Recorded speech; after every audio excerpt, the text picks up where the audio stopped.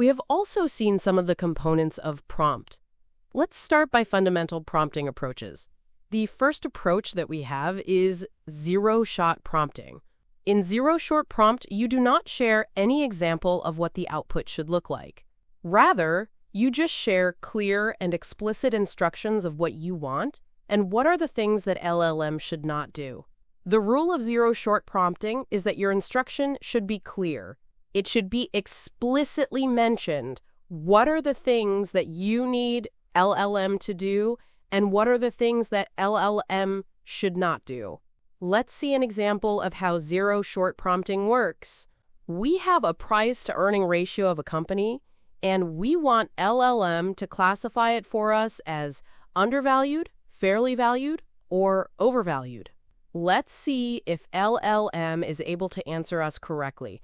We'll run this prompt and see if LLM is able to answer us correctly. We can see that LLM has answered us correctly, and we can see that 8.5 is lower than 15. It has not only classified the ratio, but it also has shared its reasoning why it has classified it so. You must be thinking that we've not shared any example with LLM about what is undervalued or what is overvalued, but still it was able to answer correctly.